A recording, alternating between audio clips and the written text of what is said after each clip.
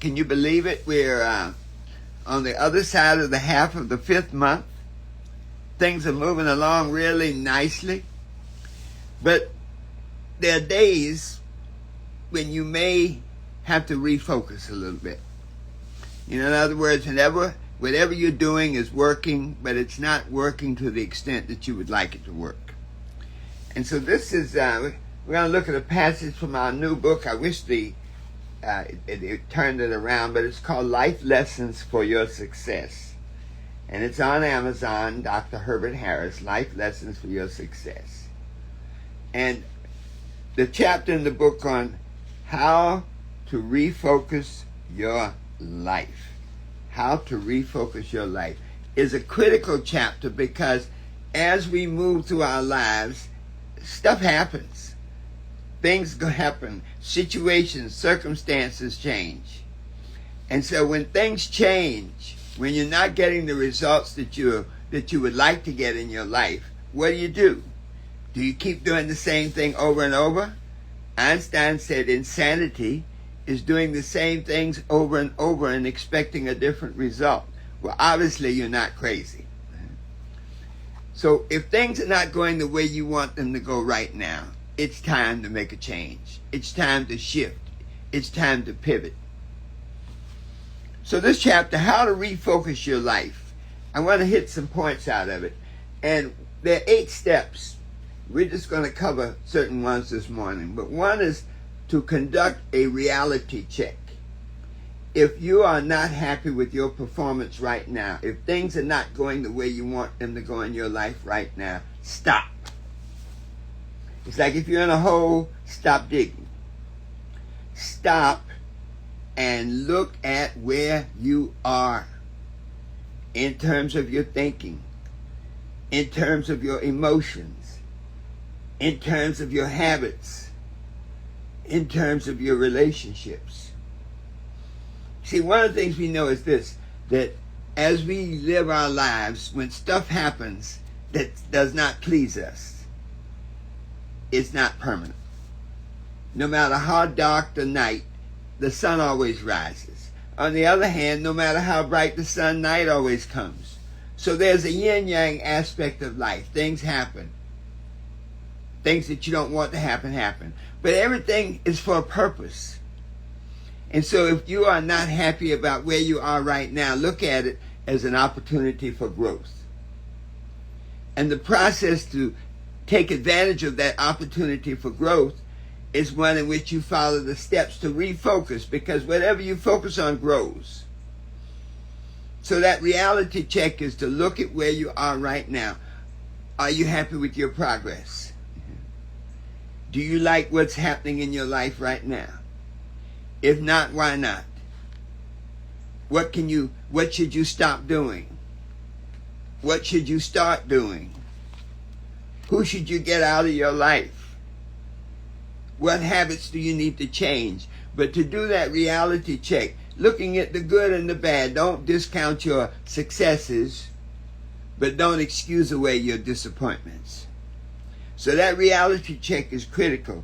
And the moment you make that reality check, write some of that stuff down. Don't just do it in your head. You may approach it from a Ben Franklin method of, number one, all the positive stuff that's going on in my life.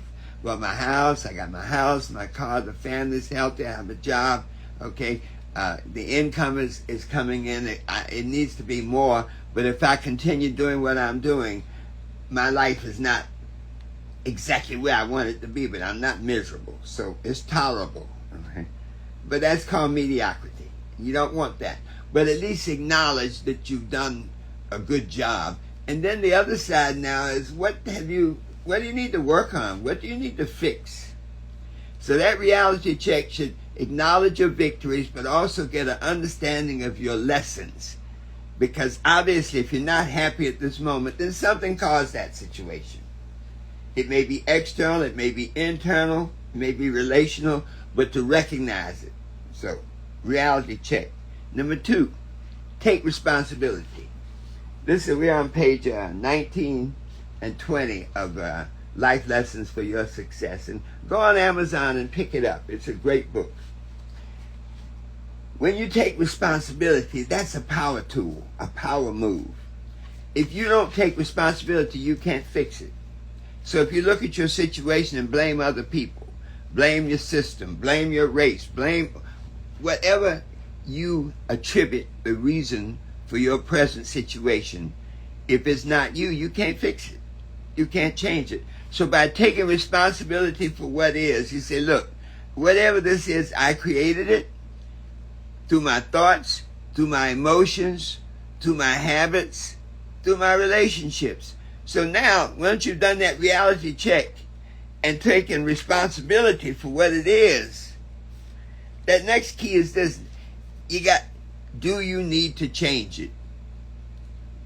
Is your need to change so strong that you cannot not do it? You know the story of the dog sitting on the nail.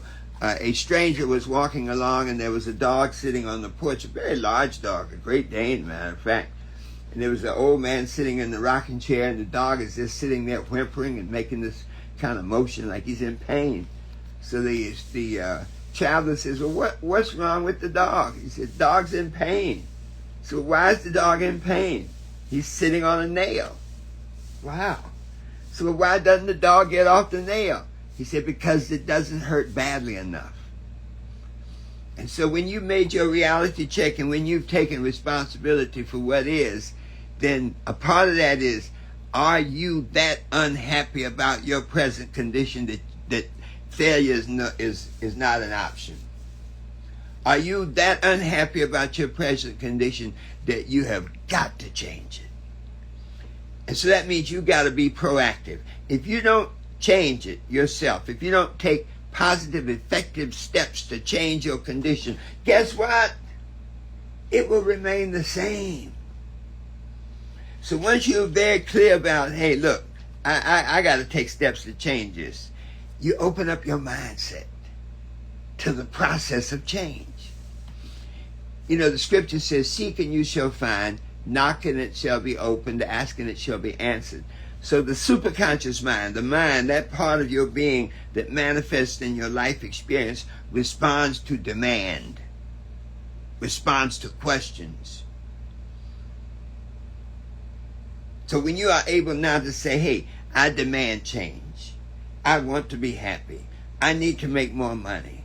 I need to create more security for myself and my family.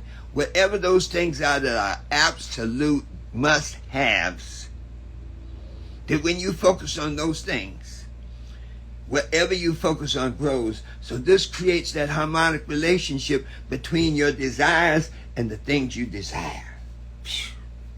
Wow. Now once you've done that analysis, what thoughts may not be serving you right? You know, you may still have that thought of limitation, what you can't do. You still may have the butitis. What's the butitis? Butitis is that thought that I could become rich, but I don't have education. I could see this in this endeavor, but I don't have not enough training. So whatever butitis can block you. What are your habits? You know, you may have that habit of going off half-cocked. You may have that habit of not having enough rest. You may have that habit of reacting to everybody else's demands. But whatever those habits are, if they don't serve you, change them. And then the biggie, folks, the relationships. Who's in your life right now that's only there for a season? Who's in your life right now that their need to be there has run out for you? Who in your life right now is not supporting? They're just hanging in there watching you burn, watching you go through the changes. Even when you're having great success, there are people who just watch you. They don't add to it. They don't contribute to it. They don't tell you how to get it bigger and better. They're just there. And so once you really start laying that out and looking at who's there and why they're there and make this determination of what's next, What do you need to do to move to the next level? This is the point now, is you can have a journey from or a journey to. A journey from is like, oh man, I hate my life, this sucks. I got to get out of here. I got to move out of this neighborhood, man. I'm around too many negative people. That's a journey from. But a journey from is like a step out the door. It's like getting out of prison. A journey to is now, what do you do with your life now that you're out of the prison? And that is the challenge. What are the actions you take now that you're out of the prison? And so this is all a part of this, how to refocus your life and our life lessons for your success. And now you start to really look at, let's revisit your why. Your why is like your promised land. Let's revisit your why. Maybe your why has changed now. Maybe that you've had some success, that this is not all there is. You know, many times when you're doing well in life, you say, man, I thought I'd feel better. I'm making money. Everything seems to be going well, but this can't be all there is. Well, maybe not. So revisit your why. Reconstruct that promised land. Let your imagination roar. See beyond the appearances to the possibilities. And once you revisit that why, once you create a new vision, now establish new priorities. Now my time is more valuable. Now I got to stop doing A, B, C, and D to free up the time to do D, E, F, and G. You see, this is that pivot. This is that switch, that change. All right, my new vision, my new priorities, new vision, new goals, new priorities, and now new actions. A better daily method of operation. Embodying all those things you have learned now in getting where you are. But now you can use them to get where you want to be. Wow. Thank you so much, Salome. Your why can evolve. If your why stays the same, that means you're not growing. You know, there are many people, they'll make a lot of money and then they'll get there and like, this is it? What am I supposed to do with the money?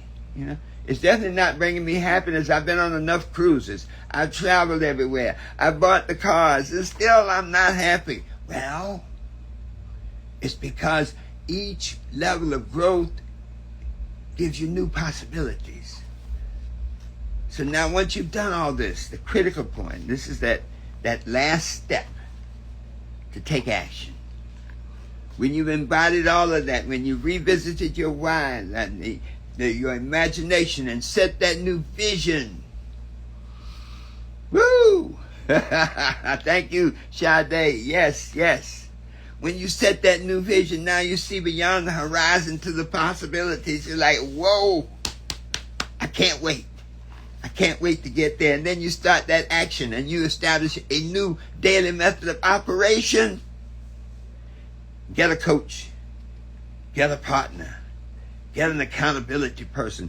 You see, as you move into this next level, you want to use more and more spiritual laws. Spiritual laws are always there. It's just that you only can apply them when you get to a certain level of consciousness. So now that principle, the mastermind, 2 or more gathered on one accord, I am among them. Now you need a fellow traveler, an accountability partner, a coach, somebody now who can help guide the way. A part of that is the surrender of your own ego. Many times you know enough to get where you are, but you don't know enough to get where you're supposed to be. And so that means you may have to surrender your ego and say, okay, let me trust.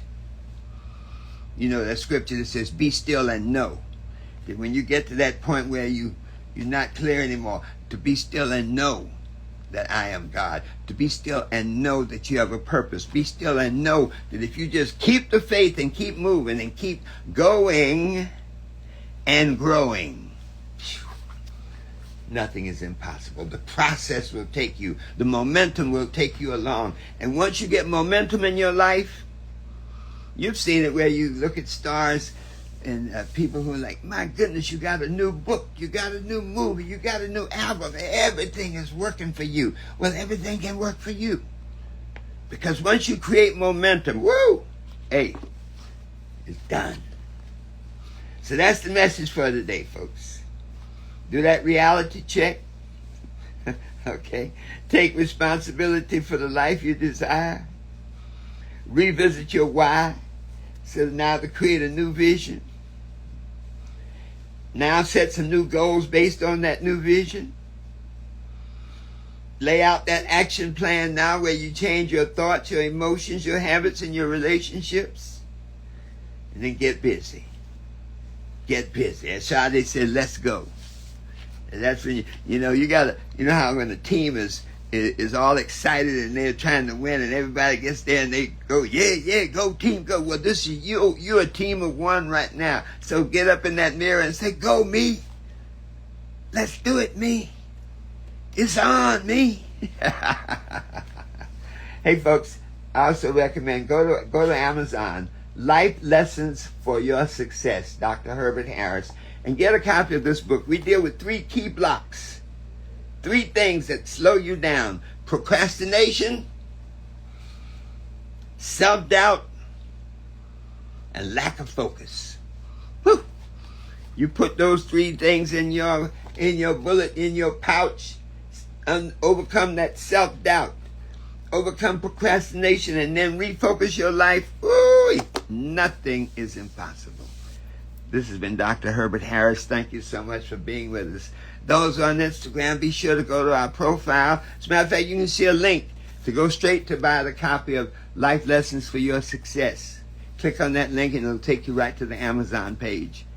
If you really need coaching, I'm taking a few coaching classes. I love coaching now because I'm doing flying lessons. Those who want to move to that next level quickly. So be sure to go to our Amazon, our link tree, and schedule a success consultation, or you can go to our website, herbertharris.com. So anyway, folks, let's make it happen. You can be what you want to be, do what you want to do, and have anything you desire. Anything you desire. Always knowing that the best is yet to come. Here we go. I often sit and wonder how things could be this way. I guess we'd better tell them this is a brand new day. Don't leave it up to the other man or to another day. Take your life into your hands. Make it work out your way. It's not the number of times you stumble down. It's the number of times you pick yourself up off the ground and keep moving on to meet your goals. Come on, everybody. The time to win is now. Dr. Herbert Harris, having another Wisdom Wednesday because of you. Share this broadcast with at least 3 other people and write some comments about how you are making it a brand new day in your life.